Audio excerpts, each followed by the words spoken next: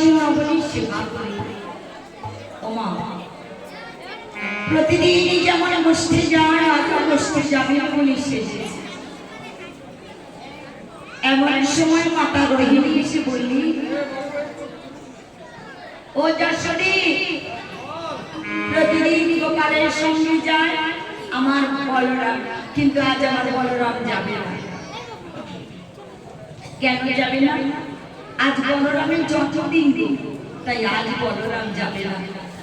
মা যশোমতী কাছে করে বলরাম যদি বসতে যায় তবে আমার কানাইয়ের কোনো বনে ভয় থাকে না, বিপদ থাকে না, কিন্তু বলরাম বসতে না গেলে যে আমার কানাইয়ের ভয় আছে, বিপদ আছে, আমার কানাইকে কে রক্ষা করবে?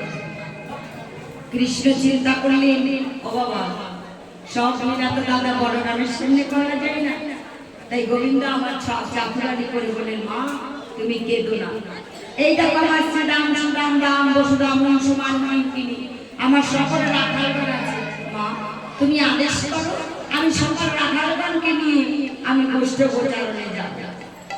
এই বলে মাতা যশোমতীর কাছে আদেশ নিয়ে প্রাণে গোবিন্দ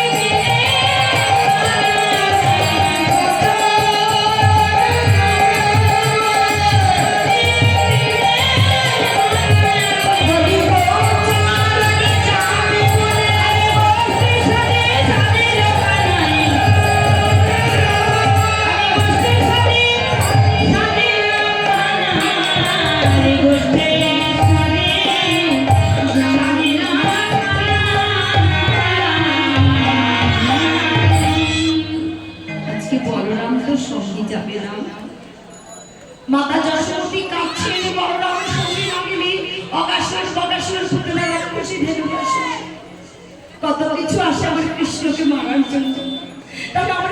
কৃষ্ণকে কি রক্ষা করবে? আস্তে মা লক্ষ্য করুন, কৃষ্ণ কি করলেন? দাদা বলরামকে ফেলে বলদেবী পরিহরি গোঠে চলে শ্রী হরি চড়াইতে যত ধেনুর পাড়ায় বলরামকে সঙ্গে নিলেন না। মা আমার বললেন, তুমি গোপাল আজ দাদা বলরাম সঙ্গে যাচ্ছে না, আজ আমার বড় ভয় করছে রে। বলরাম থাকলে তোর মনে কোনো বিপদ হয় না, বলরাম তোকে রক্ষা করে, কিন্তু আজ তোকে কে রক্ষা করবে? ওরে বাবা, কথা দিয়ে যা, আজ তুই সকাল সকাল ফিরবি। ঠিক আছে মা, কথা দিলাম সকাল সকাল ফিরবি। মাকে কথা দিয়ে শিশুর সঙ্গে নানা রঙে ধেনুবন লয়ে বৃন্দাবনে চলে যায় যাবকের পথ দিয়ে। যাবকের পথ দিয়ে, যাবকের পথ বাবা, যাবকে যাবকে যাবকে যাবকে, এখনো সময় আছে। কৃষ্ণ ভজনের পথে, উপাসনের পথে যাবকে। আসা যাওয়ার একটাই রাস্তা, সেটা হচ্ছে যাবকের পথ। এলেন কোথায়? সকাবানকে নিয়ে, ধেনুবর্ষবানকে নিয়ে এলেন কোথায়? শ্রী যমুনার কূলে। শ্রী যমুনার কূলে এসে দেখছি, বাহ, আজকে দূরবনে যাওয়া যাবে না। সকালে বলে নেই, শ্রীরাম বলে নেই, কানা তুই ভুলে গেছিস, মাকে কথা দিয়েছিস সকাল সকাল বাড়ি ফিরবি। তাহলে সকাল সকাল যদি বাড়ি ফিরতে হয়, ধেনুগুলো, যেই ধেনুগুলো নিয়ে এসেছে সেই ধেনুগুলো যদি উদর পরিপূর্ণ না হয়, তাহলে তো তাড়াতাড়ি বাড়ি ফিরতে পারবে না। তাহলে এক কাজ কর, কোথায় প্রতিদিন যেই দিকে ধেনু চালনা করি, একদিকে প্রতিদিন ধেনু চালনা করলে তৃণমূলতা বেশি পরিমাণ থাকে না। আজকে আমি দিকে ধেনু চালনা করবো, এখানে তৃণমূলতা বেশি পরিমাণ আছে। কোথায়? ওই দেখ, কালিন্দী যমুনার পাড়, যমুনার পাড়ে গিয়ে ধেনুর পাল হাঁকিয়ে দিয়ে, ধেনুর পাল হাঁকিয়ে দিয়ে আমার কবে কবে আমার বৃক্ষের ছায়ায় বসে সখাদের নিয়ে খেলা করছে।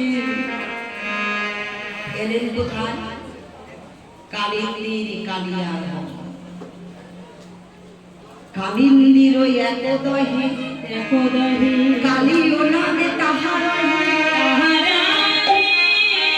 বিশ্বজন দহন সমান, বিশ্বজন দহন সমান। লক্ষ্য করে মায়ের অগ্নি জ্বলছে নিজ ধাম দেখাইয়া অবিরাম, পতঙ্গের আকর্ষিয়া মারে। আগুনের রূপ দর্শন করে পতঙ্গ মনে করে এর কাছে না কৃষ্ণ কাছে, একটুখানি মধুর আসে ছাপ দিলে ভাই বললার বাসে, অমনি বললা কামড়া। এই কালিন্দীর কালিয়া দহের জল এত বিষাক্ত, কোন মানুষ তো দূরের কথা, কোন প্রাণী পর্যন্ত যেতে পারে না দহের উপর দিয়ে। কেন?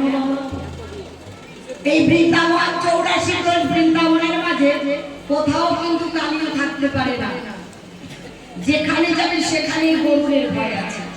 কিন্তু এই যমুনার পারে গরু আসতে পারে না, কালিও একেবারে যমুনা থেকে একটা দহ বেরিয়ে গেছে, ওই দহের মধ্যে কালিও না শতখানা বিস্তার করে একেবারে যমুনার জল বিষময় করে দিয়েছে। আচ্ছা, এই যমুনায় কেন কাঁকড়া থাকে? কারণ কি জানি বাবা? এখানে একজন শবরী মুনি নামের মুনি ধ্যান করছিলেন। মুনি ধ্যান অবস্থায় দেখলেন গরুর পাখি ডালে এসে বসেছে। শবরী মুনি বললেন, গরুর এই জলের মধ্যে মাছ খেলা করে আমি দর্শন করে আনন্দ পাই, খবরদার বলছি তুই যেন এখান থেকে একটা মাছও ধরবি না। বলে, না মুনি বল, আমি শুধু দর্শন করছি। মুনি যখন ধ্যানস্থ হলেন, তখন গরুর একটা শোল মাছ নিয়ে চলে যাচ্ছে, আর মুনি ধ্যান হয়ে গরুকে দেখতে পেয়ে অভিশাপ করলেন, গরুর আর যদি তুই কোনোদিন এই যমুনার পাড়ে আসিস, তো সেই দিন তোর মৃত্যু হবে। কান্নার চিন্তা করলে কোথাও গরুরের ভয়ে আমি থাকতে পারি না, কিন্তু এই যমুনার পাড়ে গরু আসতে পারবে না। ভালোই হয়েছে, কালিও ওই যমুনার মধ্যে বাস করতে করতে বাবা একেবারে দহের জল বিষময় করে ফেলেছে। ও কালীর নীল তাহে বহে বিষময়,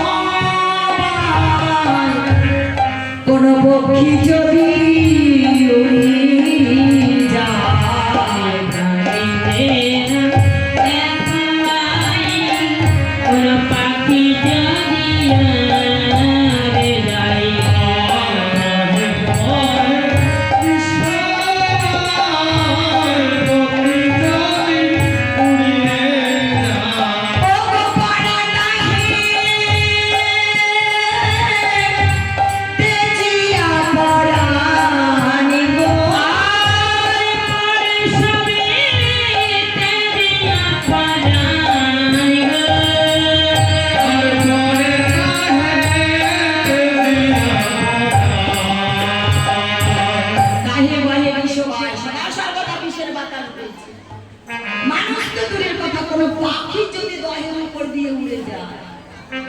সঙ্গে সঙ্গে বিষের বাতাস লেগে প্রাণ হারায়।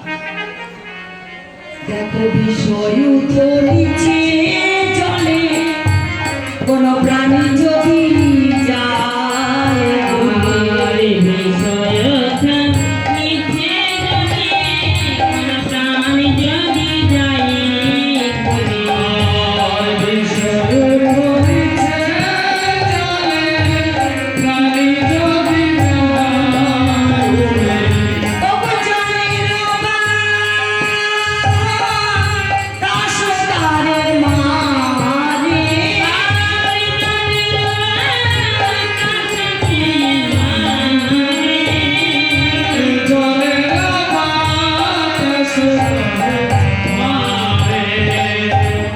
বিষয় নিচে জলে,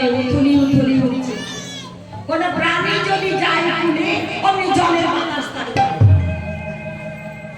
দেখো স্থাবর জঙ্গম যত কুলে মরি আছে কত, তারা বিষ জ্বালাকে সহিতে না পারে, বিষের জ্বালা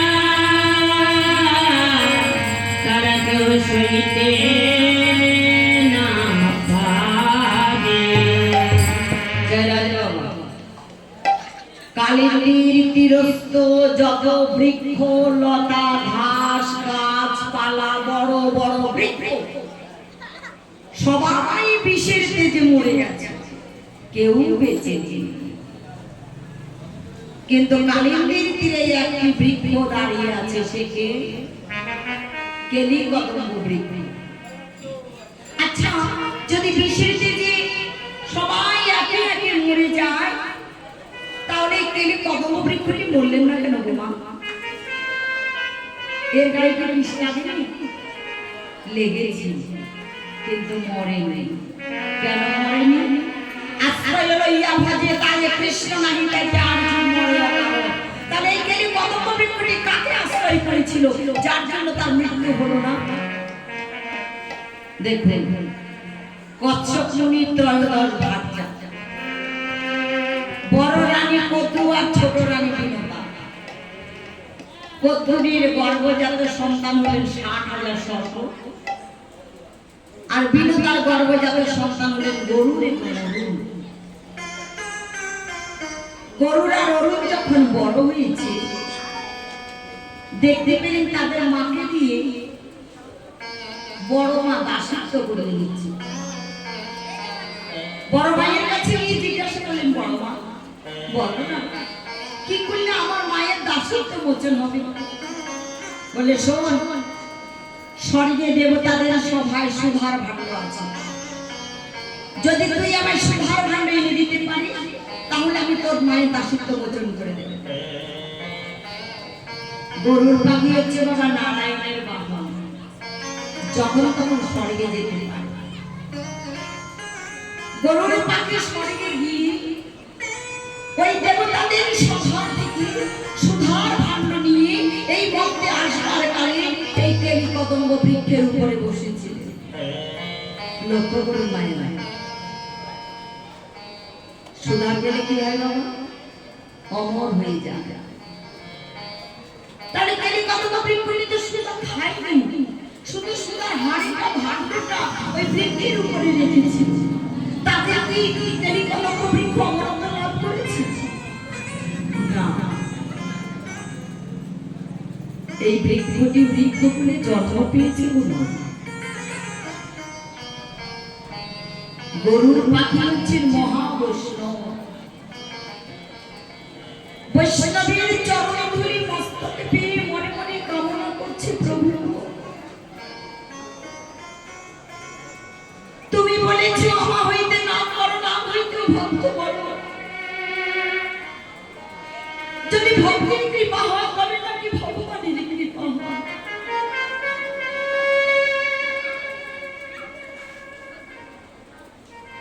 আমি তো তোমার ভক্তের চরণ ধুলি পেয়েছি। ভক্ত পদ ধরি আর ভক্ত পদ জল, ভক্ত ভক্ত অবশিষ্ট এই সাধনের মহাবল। আমি তো তোমার ভক্তের চরণ ধুলি পেয়েছি প্রভু। যদি তোমার ভক্তের কৃপা হয়, তোমার কৃপা হয়, তবে বলো কত প্রভু, আমি যে তোমার ভক্তের পদ ধুলি মস্তকে পেলাম, বলো বলো প্রভু কত দিনে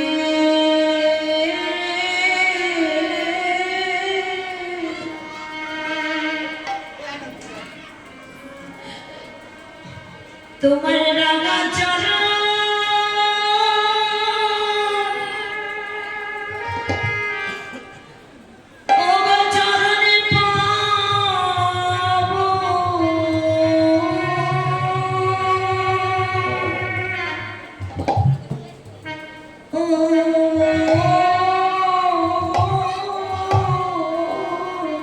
প্রভু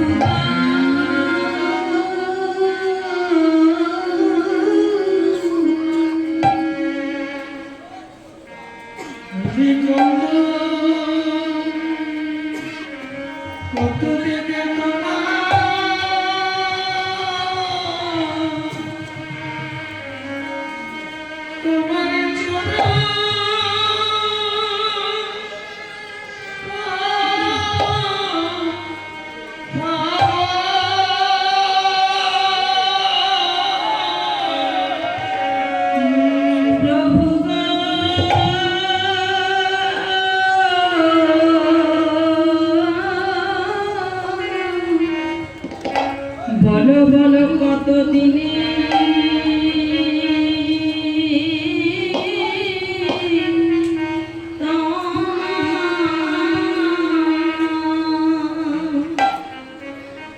কত দিনে তোমার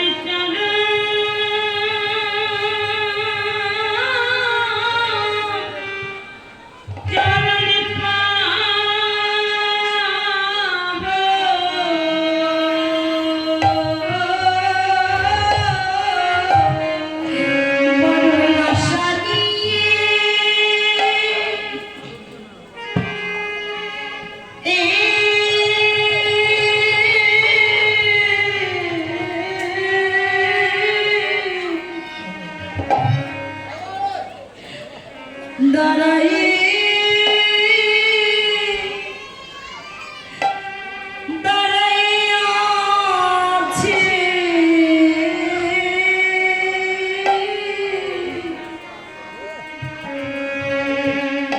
বলো প্রভু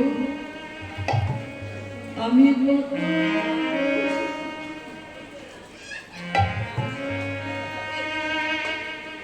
কত দিনে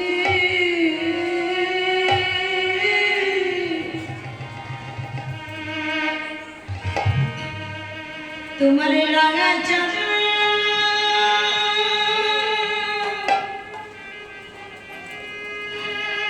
রাঙা চরণে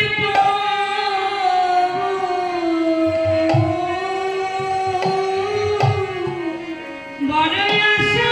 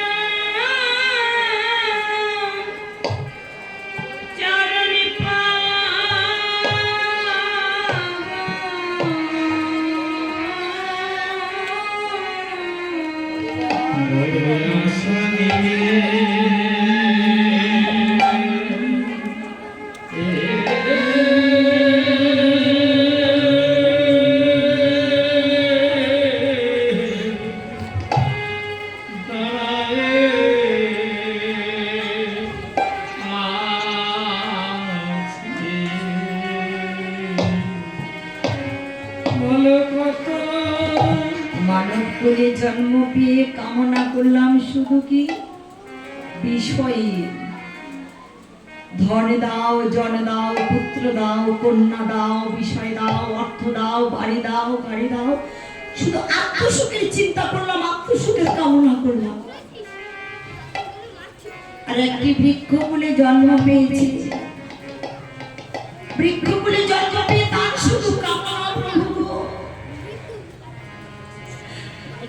সুধার পরশ পেয়েছি,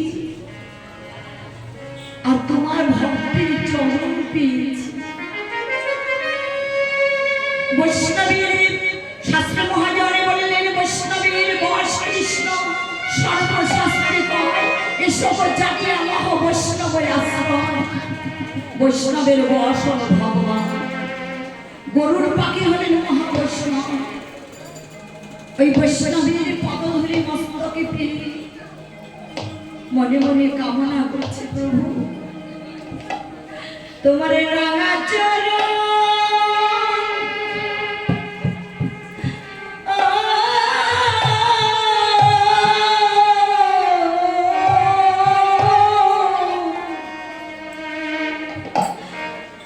কতদিনে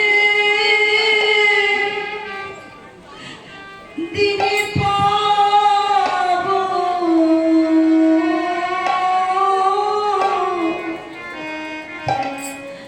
বড়ই আশা আশা নিয়ে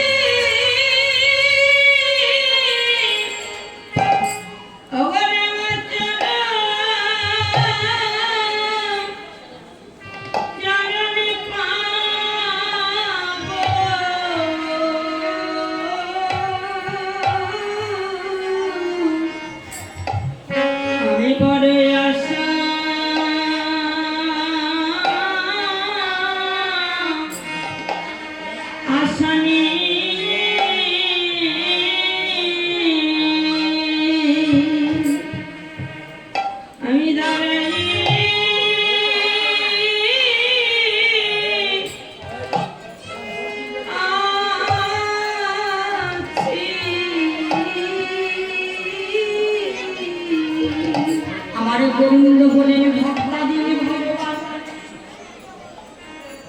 তাই আমার গোবিন্দ ভক্তের মনোবাঞ্ছা যিনি, ভক্তের মনোকামনা যিনি, সখাদের ভিতরে এমন জলের পিপাসার সৃষ্টি করে খেলা করছিলেন সখাদের সঙ্গে, খেলতে খেলতে সখাদের ভিতরে এমন জলের পিপাসার সৃষ্টি করলেন, সকালে জল পিপাসায় কানাই রে, আমাদের বড় জল পিপাসা পেয়েছে, ওখানে তুই এখানে বস, আমরা জল পান করে আমরা তোর জন্য জল নিয়ে আসবো। কানাই বললেন, শ্রীরাম তোরা এখানে বস, আমি জল পান করে আমি তোদের জন্য জল নিয়ে আসবো। শ্রীরাম বললেন, ওরে কানাই তুই বলি একা কানাই, তোর এমন যদি জলে তো আমাদের দ্বাদশ রাখালের পিপাসা মিটবে না ভাই, আমরা যদি দ্বাদশ রাখাল এখন যদি করে জল নেবে তবে তোর একার পিপাসা মিটে যাবে। এই বলে শ্রীরাম সুরাম রাম বসুরাম সবসময় তৃষ্ণায় কাতর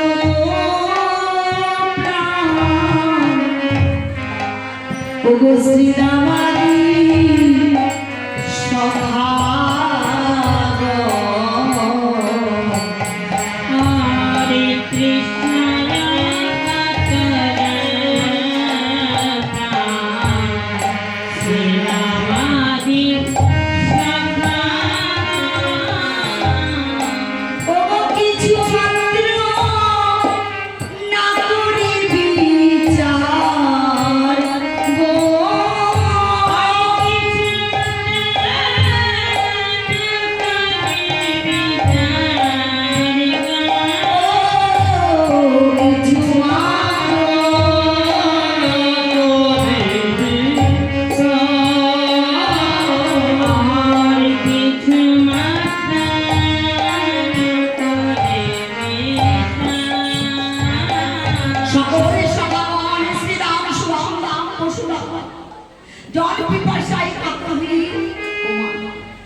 যখন প্রচন্ড জলের পিপাসা লাগে তখন কিন্তু জলের বিচার করার সময় থাকে না। সকালের তীব্র পিপাসায় কাতর হয়ে ছুটতে ছুটতে গিয়ে ওই কালিন্দির কালিয়ার হ্রদের জল দর্শন করে শ্রীরাম এক অঞ্জলি পূর্ণ করে পান করলেন, সুদাম এক অঞ্জলি পূর্ণ করে পান করলেন, সুবল এক অঞ্জলি পূর্ণ করে পান করলেন।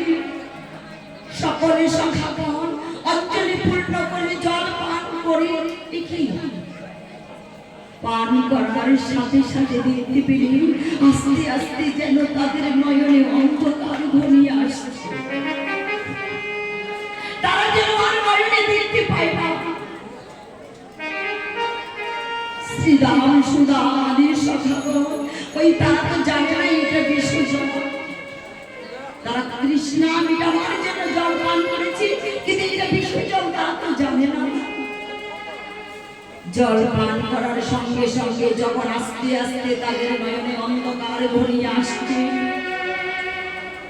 তখন শ্রীরাম সুদাম আদি সখাগণ ওই কালিন্দির তীরে সকলে ডাকছে কানাই কানাই রে কানাই ও কানাই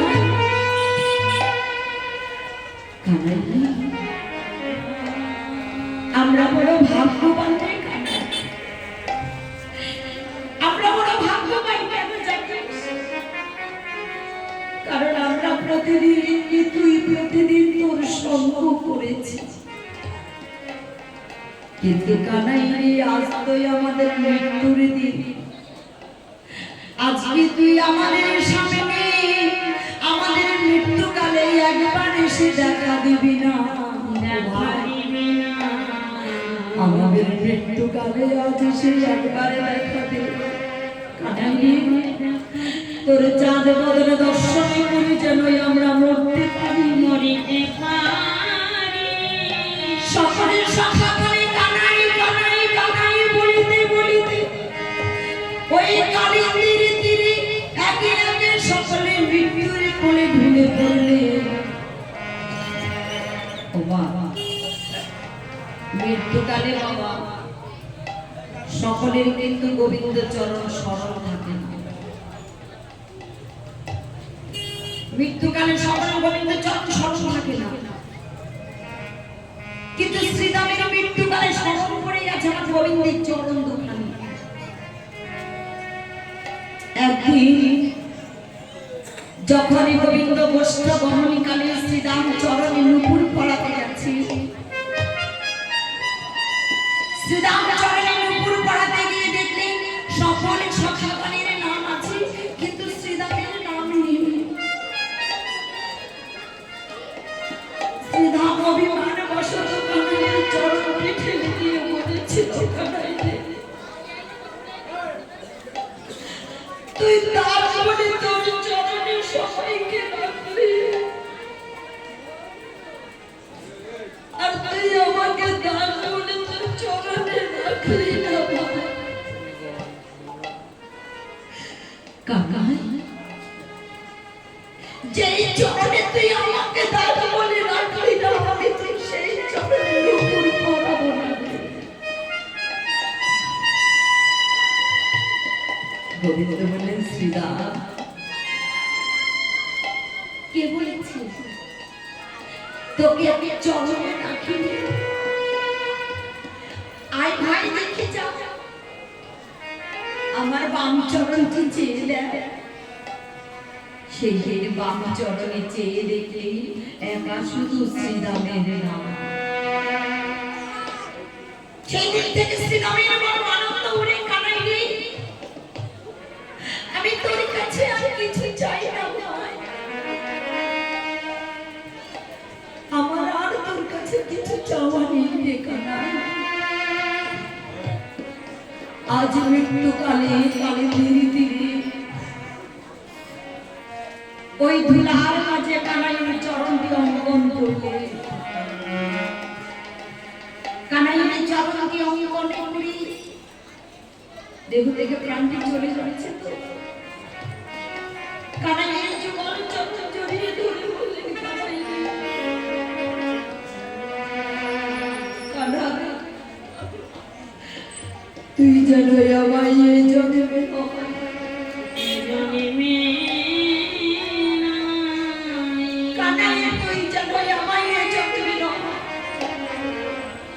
কানাই রে জন্মে জন্মে জন্মে তোর চরণের দাসী করে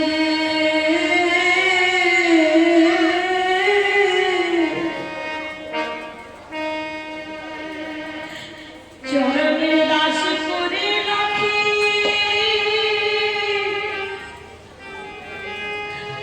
রাখিস না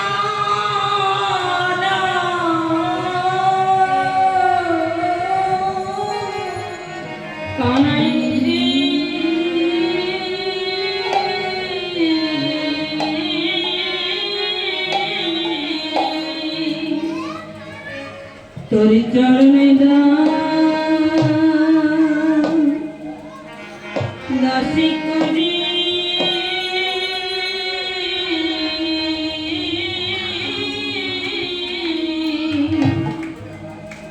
আমায় রাখি,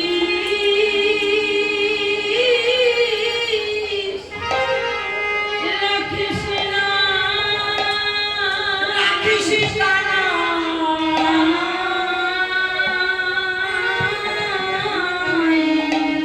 যেন চরণে ছাড়া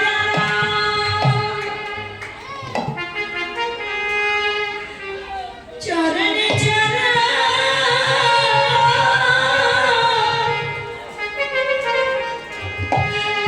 ছাড়া করি করিস না রে।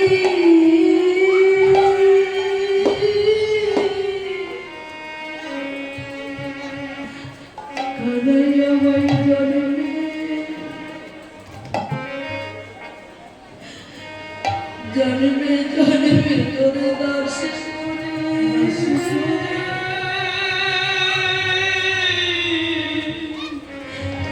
করে রাখি, রাখিস কানা বলিয়ে না এ জন্মে না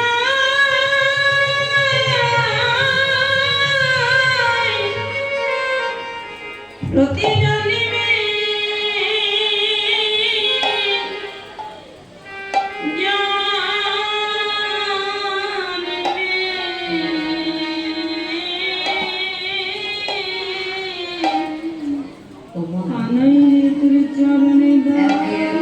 সকলে সখাগণে কানাই কানাই কালিন্দির তীরে গোবিন্দের কাছে প্রার্থনা জানাই, হে গোবিন্দ যদি মৃত্যুর পরে আমার কোনোদিন জন্ম হয় সেই দিনও যেন আমরা এইভাবে আবার তোমার সখা হয়ে জন্ম নেই, আমরা যেন তোমার রাঙা চরণ ছাড়া না হই, তুমি যেন আমাদের রাঙা চরণ ছাড়া করো না, তুমি যেন আমাদের আবার তোমার সখা করেছো। মানুষ করে জন্ম পেয়েছি, আমরা তো কথা বলতেই পারি না। কিন্তু যারা পশু করে জন্ম পেয়েছে, গাভী বৎসগণ নিদাগে তাপিত হয়ে ধেনুবর্ষ সে সময়ে সেই যত করিলেন পান, সেই যত বিষময় পান করি গাভী জয় সেইখানে তেজিল। গাভী বৎসগণ তারাও কালীর তীরে ছুটতে ছুটতে আসছে, তারাও তৃণমূল লতা খেতে খেতে তাদের পেয়ে গেছে জল পিপাসা।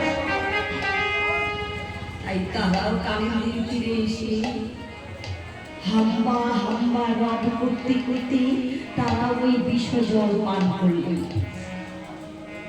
ওই বিষ জল পান করার সাথে সাথে ধীনবৎসগণ দেখলেন তাদেরও যেন আস্তে আস্তে নয়নে অন্ধকার ঘনিয়ে আসছে।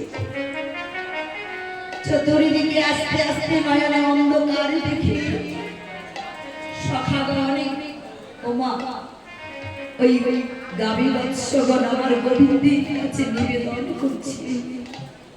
তারা তো বাক শক্তি পায় না, কথা বলতে পারে না, কিন্তু হম্বা হম্বা রব করে আর বাঁধে জীবন কানায়। তুমি আমাদের পশু কুলে জন্ম দিয়েছো,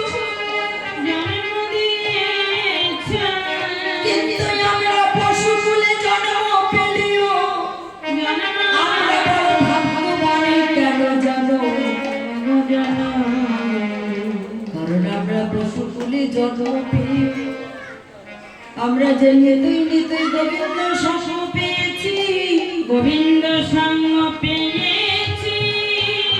হে জীবনে কানাই, আমাদের দেহ থেকে যদি প্রাণ চলে যায় তাতে আমাদের দুঃখ নেই, কিন্তু আমাদের শুধু একটাই দুঃখ, আমরা সারা জন্মাবধি তোমার সঙ্গ করেছি, কিন্তু মৃত্যুকালে তোমার চাঁদ বদলে একবার দর্শন করে করতে পারলাম। হে জীবন কানাই, একবারে দেখা দাও, একবারে দেখা দাও, আমরা যেন তোমার চাঁদ বদলটি দর্শন করে আমরা মরতে পারি। তারা হাম্বা হাম্বা রবে করে আর আমার গোবিন্দের কাছে জানাই, হে জীবনে কানাই, আমাদের মৃত্যুর পরে যদি আবার আমাদের জন্ম দাও, আমাদের মানুষ করে জন্মে দিও না, আমাদের উচ্চ কুলে জন্মে দিও না, আমাদের যেন আবার গোকুলে জন্মে দিও।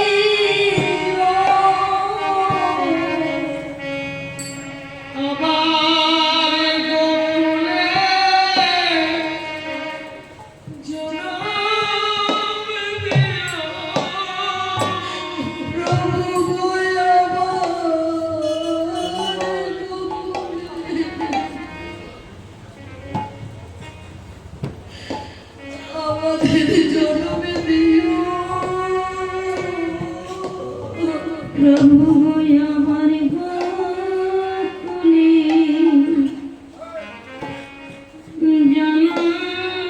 জন্ম দিও, আমাদের মানুষ কুলে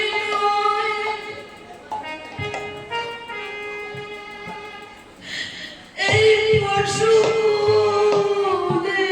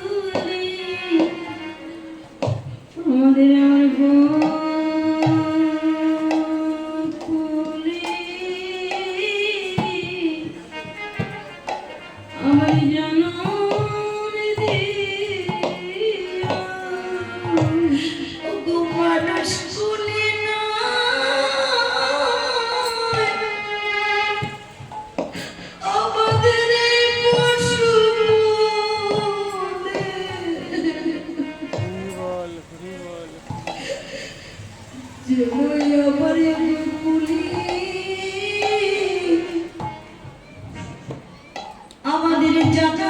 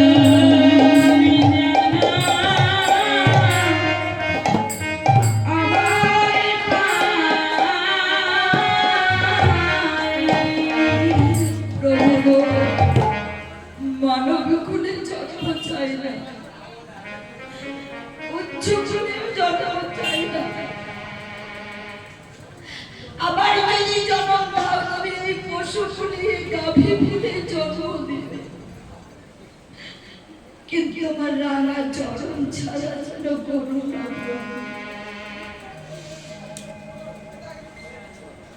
গাবি বৎসগণে সখাগণে কালিন্দিরে তীরে সকলে পড়ে আছে। এমন সময় গোবিন্দ আমার চিন্তা করেনি কি আমার সখাগণ কখন গেছে জল পান করতে, আমার সখাগণ কেন আসছে না। গোবিন্দ আমার কালিন্দিরে তীরে গিয়ে দেখে সবাই মৃত বধ পড়ে আছে। তখন গোবিন্দ আমার গিয়ে কি করলেন, গিয়া কৃষ্ণ সেইখানে জিয়াইল শিশুগণে, মরেছিল যত শিশুগণে, যত শিশু পশু মনে মারা গেছে সবার গায়ে হাত বুলিয়ে দিয়ে সবাই আমার গোবিন্দের সীতাবন্ধের পরশ পেয়ে আবার মরা দেহে প্রাণ ফিরে পেয়ে ও মা সখাগণ গোবিন্দ সঙ্গে জড়িয়ে ধরে আলিঙ্গন দিতে, কিন্তু গাবি বৎসগণ তারা আলিঙ্গন দিতে পারছে না। কিন্তু তারা মানবের থেকে ভালো তারা সেবা জানে। তারা কি করলি জিহ্বা দিয়ে লেহরি করে আমার গোবিন্দ অঙ্গ সেবা করছেন। দেখুন গাভীর জিহ্বার সোজা পিঠে এটা প্রচন্ড ধারা, এই পিঠ দিয়ে যদি গোবিন্দ অঙ্গ লেহরি করে তাহলে গোবিন্দের কোমল অঙ্গে ব্যথা লাগবে। তারা কেমন সেবা জানে দেখুন বাবা, সেবা কাকে বলে যাহা করলে সুখ হয় তাহাই হচ্ছে সেবা। তারা কি করলেন, তাদের জিহ্বাটা উল্টো পিঠ মাখনের মতো নরম, তাই তারা উল্টো পিঠ দিয়ে আমার গোবিন্দ অঙ্গ লেপন করছে, যেন আমার গোবিন্দের কোমল অঙ্গে ব্যথা না লাগে। গোবিন্দের সেবা করি। তারা যখন তীরে দাঁড়ায়, গোবিন্দ বললেন শ্রীরাম তোরা এই তীরে দাঁড়া, দেখি ওই জলে কে আছে। শ্রীরাম বললেন কানাই, আমরা মরেছি তুই বাঁচিয়েছিস, কিন্তু তুই মরে গেলে তো আমরা তোকে বাঁচাতে পারবো না রে ভাই।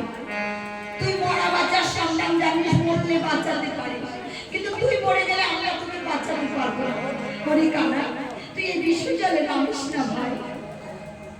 শ্রীরাম দেখ আমার কিছু হবে না, আমি যাবো। এই বলে গোবিন্দ কি করলেন, ওমা ওই যে কেলি কদম বৃক্ষটি আশা নিয়ে দাঁড়িয়ে আছে, গোবিন্দ যুগল চরণ পাবে।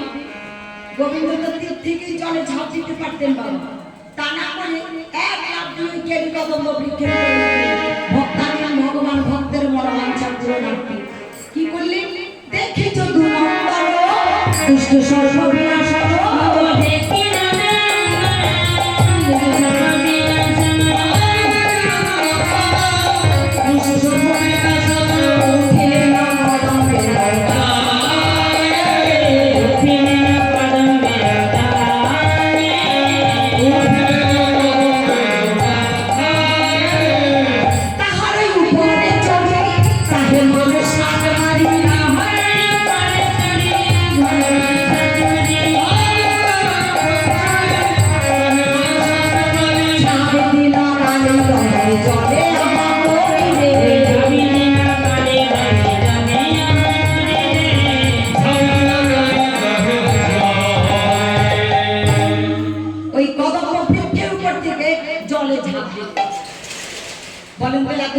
যদি জলে ঝাঁপতে কেমন হয়, মহাভয়ঙ্কর শব্দ। ওই শব্দ শুনে কাঁদিও না,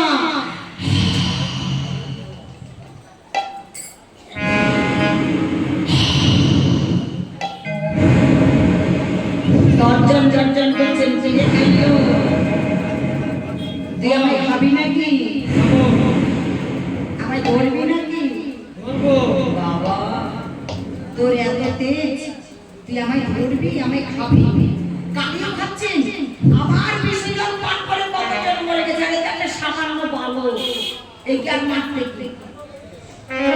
কালিও বনিতাগণ যখন দেখলেন একটি বালক এসেছে, কালী দহে ঝাঁপ দিয়েছে। বনিতাগণ বললেন, ওরে বালক তুই কোন মায়ের সন্তান রে, যা বাবা মায়ের কোলে ফিরে যা, ওরে আমাদের স্বামী তোকে প্রাণে বাঁচতে দেবে না রে, যা যাবে মায়ের কোলে ফিরে যা।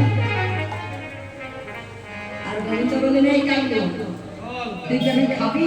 খাবো। আমায় ধরবি? ধরবো, খাবো। তো তুই আমায় যদি খেতে চাস, তুই যদি আমায় খেতে চাস তাহলে আগে আমাকে ধর। এই আই কালিও ধরবি আমায়, ধরবি নাকি? আই কালিও ধরবি আমায়, আই কালিও ধরবি নাকি?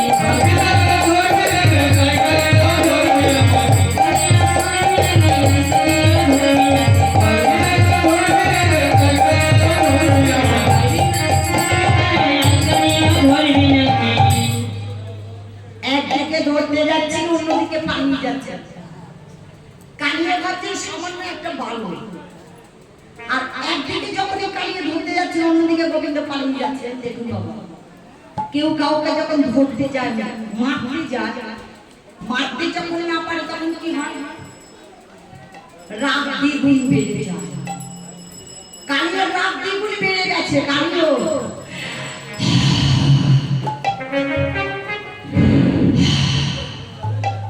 আমার নামও কালিও, আমি যখন বলেছি তোমায় খাবো তো তোমায় খেয়েই ছাড়বো।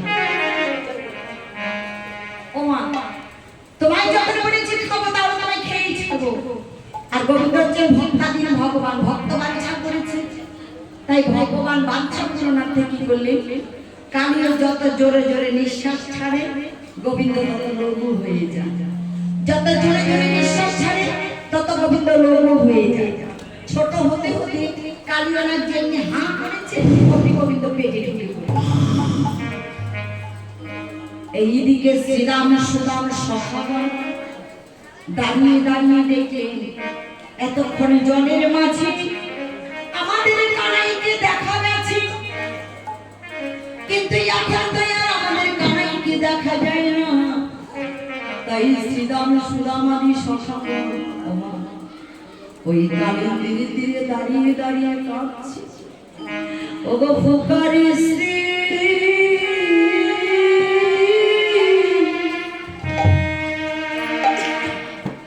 শ্রীরাম কাঁদে,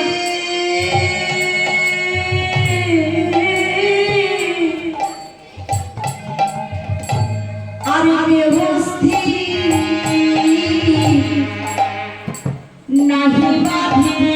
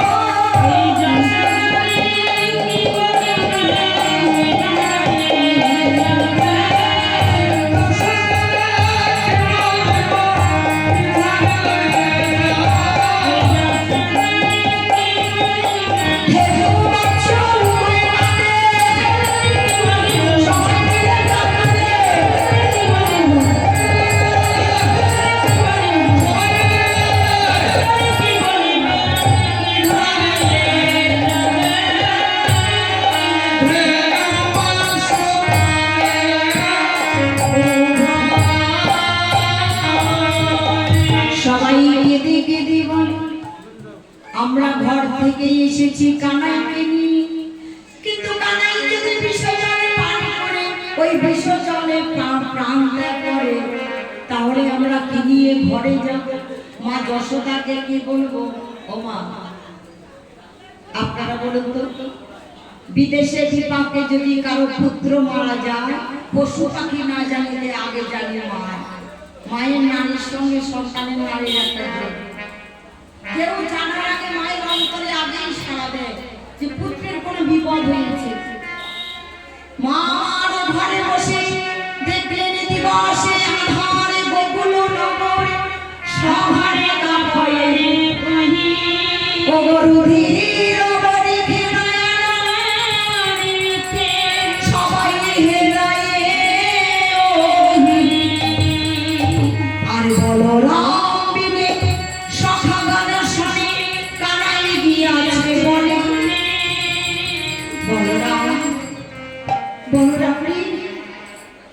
আমার কানাইয়ের মনে কোনো বিপদ হয়েছে রে বলরাম। উনি বলরাম আজ থেকে তুই আমার কানাইয়ের সঙ্গে যাসনি। আমার মনে হয় আমার কানাইয়ের কোনো বিপদ হয়েছে। কেন জানিস? নাচিছে দক্ষিণ অঙ্গ কাপিল নয়ন, কত অমঙ্গল রানী করে দর্শন। আমার কানাইয়ের কি মনে হয় আমার কানাইয়ের কোনো অমঙ্গল হয়েছে। ওরে বলরাম তুই আমার কানাইকে বাঁচা। দেখো কান্দে ব্রজেশ্বরী উচ্চ স্বর করে, কোথারে গোকুল চন্দ্র ও তুই ভুলি গান বলে ছাপ দিয়া জলে ভুজঙ্গে হইয়াছি বন্ধে।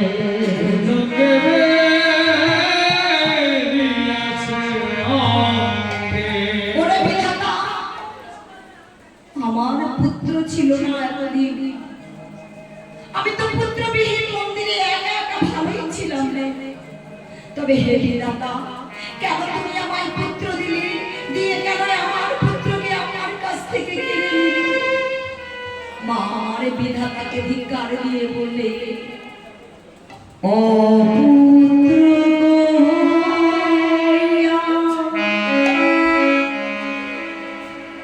মন্দির লইয়া আছি পারা সুখে, অপুত্র হয়ে তুমি জঠুরি জননী ছেড়ে দিয়া গেলি বুকে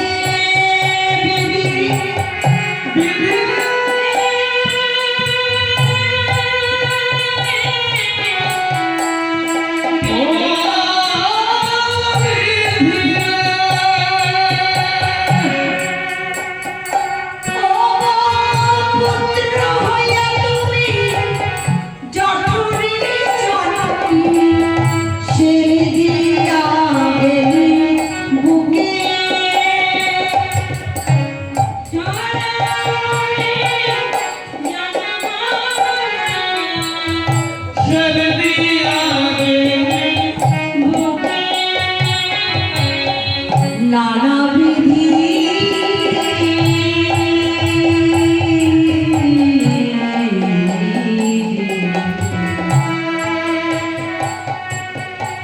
ও বিধি তুমি সৃষ্টি জানো না।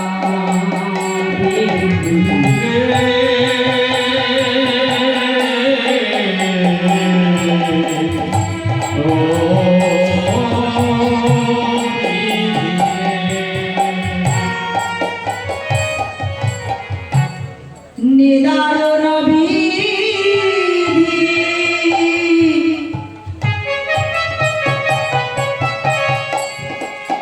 এসব সাধিলা বিচারিয়া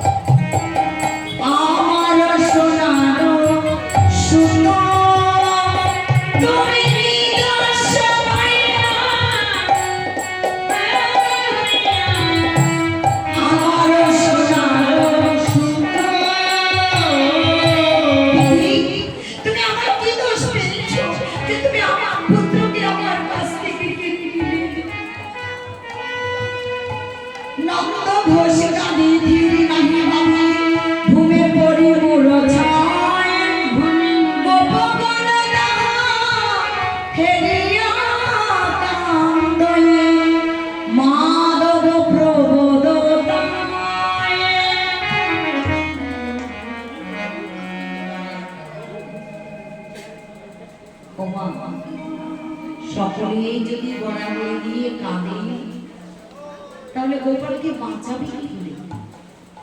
ওগো তোমরা সবাই মিলে কাঁদতে গোপালকে বাঁচাতে যাবে না? গোপালকে বাঁচাতে গেলে সবাই মিলে কান্না বন্ধ করো।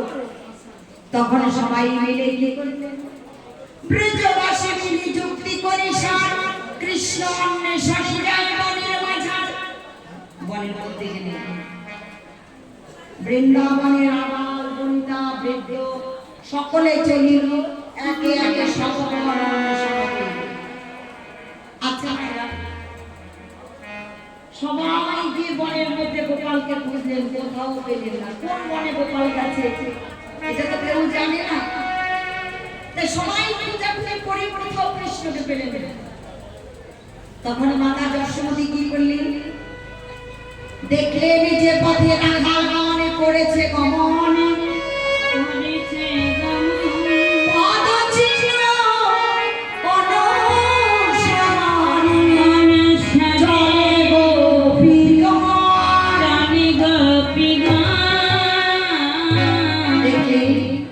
যেই পথে রাখাল বালকগণ গেছি আমার গোপালের পদচিহ্ন পড়ে আছে।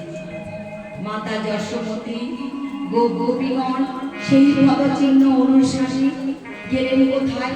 কালিন্দীর তীরে। কালিন্দীর তীরে গিয়ে দেখলেন পশুগণ সখাগণ সকলে দাঁড়িয়ে আছে, কিন্তু কানাই নেই। তাই মা কানাই বিভনে এই প্রাণ রাখতেন না বলে মা আমার কালিদহের যে কালিদহের জলে ঝাঁপ দিতে গেলে অমনি দুবাহু মশারি বলরাম বলি প্রবোধ করে মা গো, ও মা তুমি একটু ধৈর্য ধরো, তুমি কেঁদো না মা, দেখো না একটু বসো, দেখবে কানাই এখনই উঠে আসবে। দেখুন দাদা বলরাম গিয়ে কালিন্দীর তীরে চুপি চুপি ডাকছেন,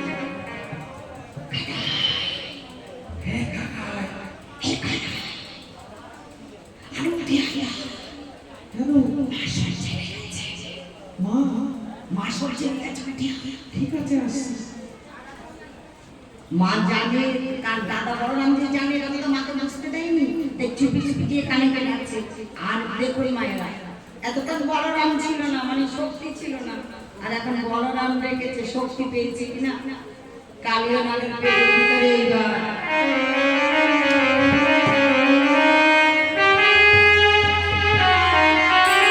ফুলতে শুরু করলেন। যত আস্তে আস্তে ফুলতে শুরু করলেন কালিয়া নাগের পেটের মধ্যে ধরে রাখতে পারলেন না, হাঁ করে বের করে দিলেন। চুলে কালিও বলি আমায় তো ধরেছিলি, আমায় তো খেয়েছিলি, তো ধরে রাখতে তো পারলি না, খাবি নাকি? খাবি। এখনো তোর এত তেজ, কালিও তেজ যতক্ষণ নির্দেশ না হবে ততক্ষণ তো কালিওকে দমন করা যাবে না। তাহলে আগে কালিও তেজকে নির্দেশ করতে হবে। তাই কালিও তেজকে নির্দেশ করার জন্য কি করলেন? কালিও নাগের সঙ্গে খেলা শুরু করলেন।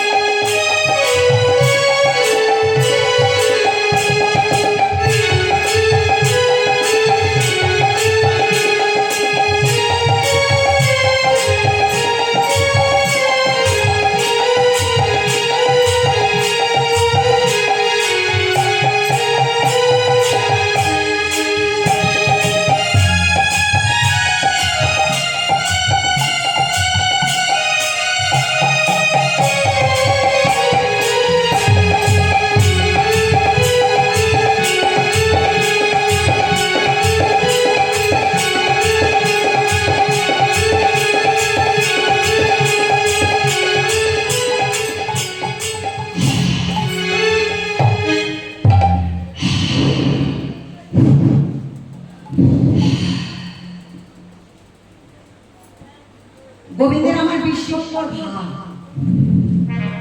কালিও নাগ ভাবছি সামান্য একটা বালক। গোবিন্দ আমার কি বলে যত কালিও নাগের সঙ্গে খেলা করছে শত ফলা দিয়ে গোবিন্দ আমাকে দংশন করছে। যখন শত ফলা দিয়ে গোবিন্দ আমাকে দংশন করছে, গোবিন্দ ভক্তের কাছে হচ্ছে কোমল, কিন্তু শত্রুর কাছে তো কোমল নয়, শত্রুর কাছে হচ্ছে অঙ্গ বজ্রের মতো। বসে করছি আশা সমাজের সমস্যা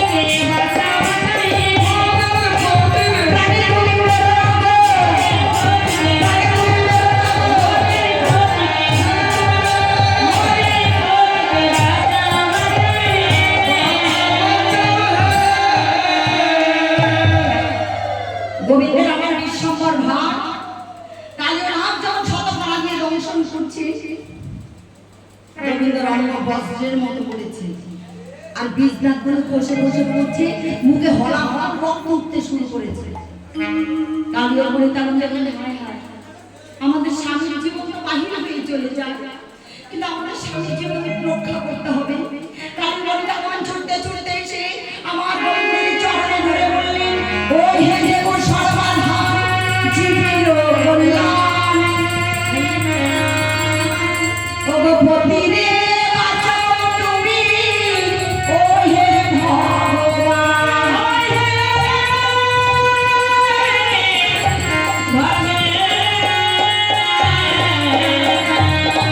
তুমি দুষ্টের দমন করা সৃষ্টের পালন ও গো সৃষ্টের পালন লাগি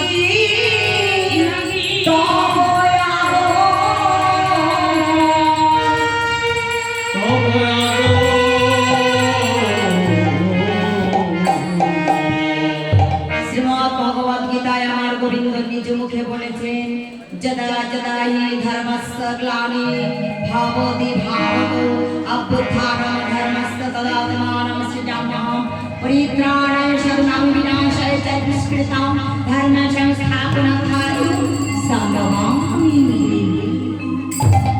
যুগে যুগে ধরা পড়ে অবতীর্ণ হয় যখনই যখনই ধর্মের গ্লানি হয় অধর্মের উদয় হয় তখন দুষ্টের দমনের জন্য সৃষ্টের পালনের জন্য সাধুদিগের পরিত্রাণের জন্য ধর্মকে স্থাপন করার জন্য অধর্মকে বিনাশ করার জন্য যুগে যুগে ধরা পড়ে অবতীর্ণ হন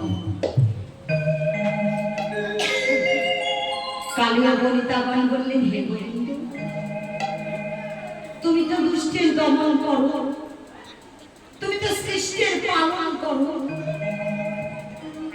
আমাদের স্বামী ফল আমাদের স্বামী না জেনে তোমার প্রতি অন্যায় করেছে আমাদের মুখ পাঠিয়েছে আমাদের স্বামীর প্রাণ ভিক্ষা দাও বলে তোমাদের স্বামীর প্রাণ ভিক্ষা দিতে পারি কিন্তু তোমরা কথা দাও তোমরা সপরিবারে রমণক দ্বীপে যাবে বলে প্রভু সেখানে তো গরুরের ভয় আছে আমি তো সেখানে গিয়ে থাকতে পারবো না বলে কালিও মম পদ চিহ্ন যেই মস্তকে ধরিবে গরুরের ভয় তার কবু না রহিবে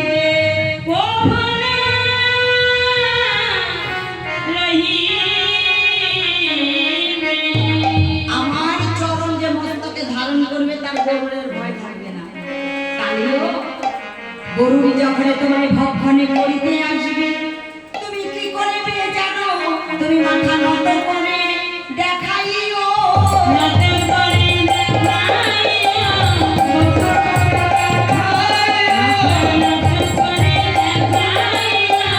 আমার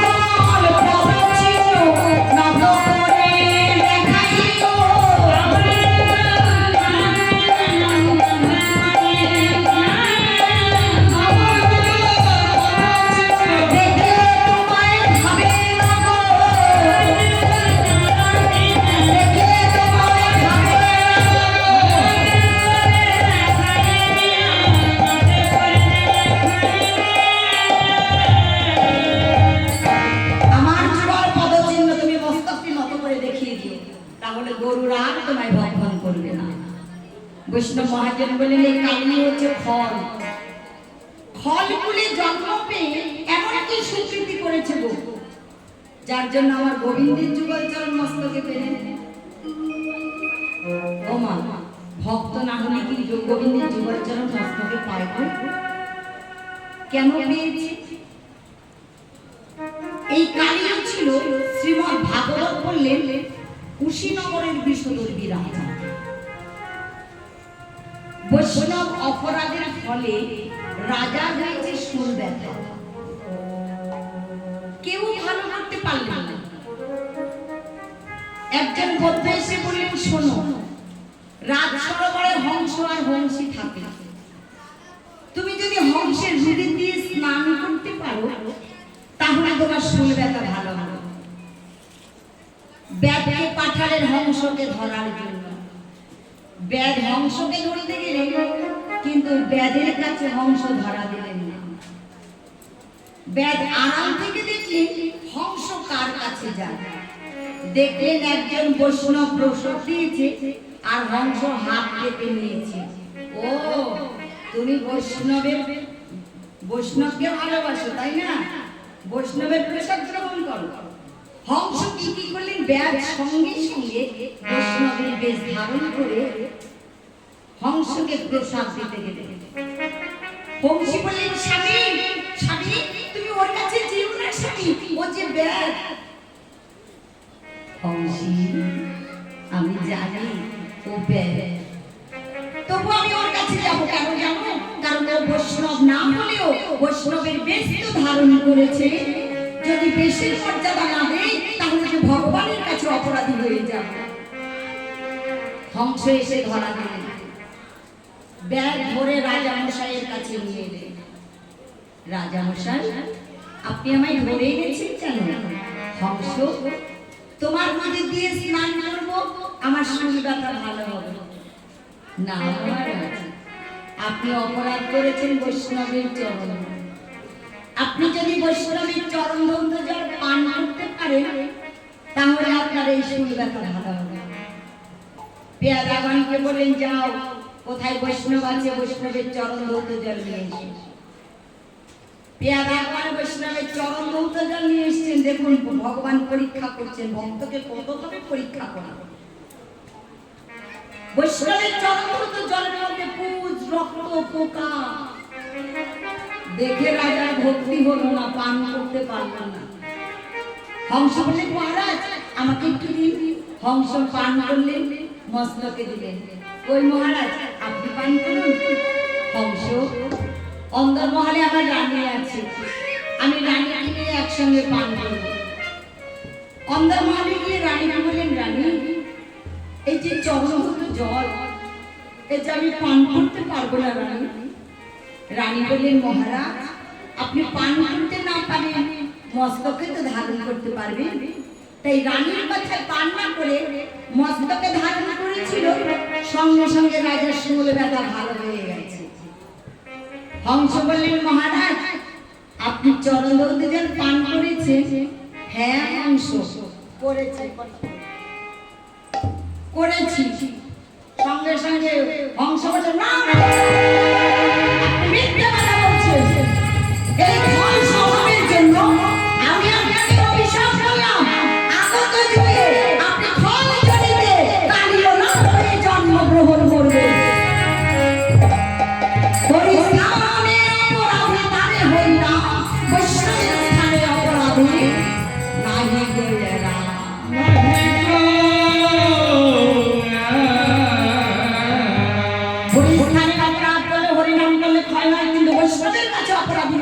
সেই অপরাধের ক্ষমা হয় না। বৈষ্ণবের কাছে অপরাধী হয়ে ফল ফুলে কালীয় না হয়ে জন্মগ্রহণ করেছে। কি আমি সুকৃতি গো মা, গোবিন্দের যুগল চরণ মস্তকে পেয়েছি। দেখুন বৈষ্ণবের চরণ ধৌত জল পান করেনি, কিন্তু মস্তকে তো ধারণ করেছিল। তাই সেই পুণ্যের ফলে আজ গোবিন্দের যুগল চরণ কালীর মস্তকে পড়েছে। তাই গোবিন্দ কি করলেন, কালীর মস্তকে শত ফনা কিনা, তাই ফনায় ফনায় নৃত্য করে কালীর মনোবাঞ্ছা পূর্ণ করেছে।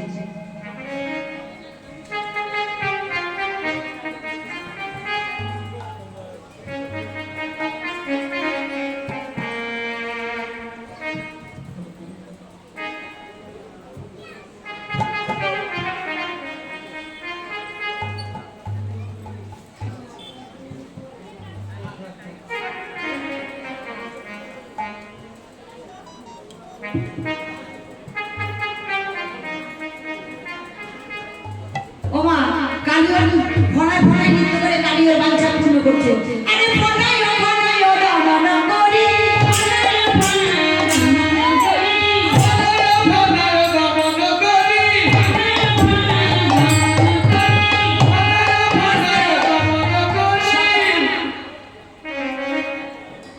শত ফড়া কিনা তাই ফড়ায় ফড়ায় দমন করছে। আরে ফড়ায় ও দামনা করি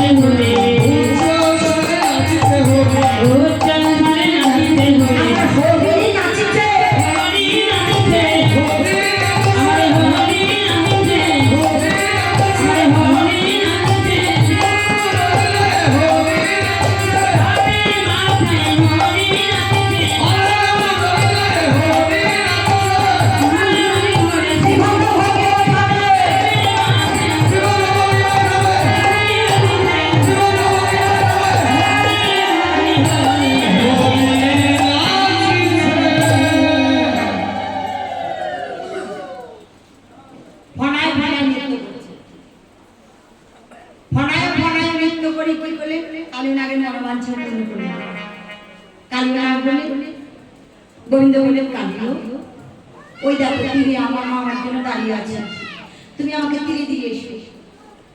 গোবিন্দ কি বললে ও মা ভাসতে ভাসতে কালীনাগ মস্তকে করে তীরে দিয়ে গেলে।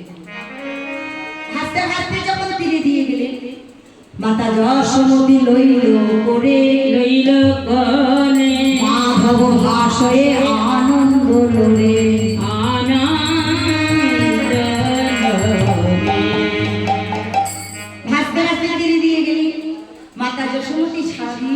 গোপালকে কাছে পেয়ে দক্ষিণেতে রাম বামেতে শ্যাম দুই পুত্রকে দুই কোলে বসিয়ে মা আমার ক্ষীরসরে নবনী এনে প্রথমে দিলেন রামের বদনে পরে শ্যামের বদনে। আচ্ছা মায়ের কোলে যদি বসে থাকে অদূরে রাধারানী ধুলাই গড়াগড়ি দিয়ে কাঁদছে, তাহলে তো রাধারানীর সঙ্গে মিলন হবে না মায়ের কোলে থাকলে। তাই যেই জন কৃষ্ণ ভজে সে বড় চতুর। চাতুরালি করে কি করলেন, চাতুরালি করে ওমা মাতা যশোমতীকে নিয়ে দাদা বলরাম বললেন মা ভাই কানাই আসবে, চলো আমরা চলে যাই। ভাই কানাই সখাবানকে নিয়ে আবার ঘরে ফিরে আসবে। দাদা বলরামকে নিয়ে মাকে নিয়ে চলে গেলেন ঘরে। এইদিকে রাধারানী সখীগণকে বললেন, সখীগণ বললেন রাধে ওই দেখ তোর প্রাণনাথ উঠে এসেছি, আর কাঁদিস না, যা তুই শ্যামের বামে দাঁড়া, আমরা যুগল দর্শন করব। সখীদের আদেশ পেয়ে শ্যামের বামে গিয়ে দাঁড়ালেন আমার রাধারানী। ওমা সখীরা ক্ষীরসরে নবনী এনে আমার রাধা গোবিন্দের রাধারানীর বদনে দিলেন। রাধারানী গোবিন্দ বদনে দিলেন, গোবিন্দ বদন থেকে সখীগণের বদনে দিলেন। যখন গোবিন্দ বদনে তখন প্রসাদ, রাধারানীর বদনে মহাপ্রসাদ, সখীগণের বদনে মহামহাপ্রসাদ। তাই আমরা সবাই মিলে মহামহাপ্রসাদ পেলাম শ্রবণ এবং কীর্তনের মাঝে। জয় রাধে। আসুন আমরা সকলে মিলে রাধা গোবিন্দের যুগল রূপ দর্শন করি, তারপরে যুগল ঘিরে একটি গান গাইব, তারপরে সকলে একে একে রাধা গোবিন্দের যুগল সেবার দক্ষিণা নেবে, তারপরে সকলে যুগলকে হৃদয়ে নিয়ে ঘরে যাব। রাধা তোমায় বারে বারে করি গো মানা, করি গো মানা, ওরাতে যমুনাতে জল আনিতে একলা যেও না। তোমায় বারে বারে করি গো মানা, করি গো মানা, যমুনাতে জল আনিতে একলা যেও না।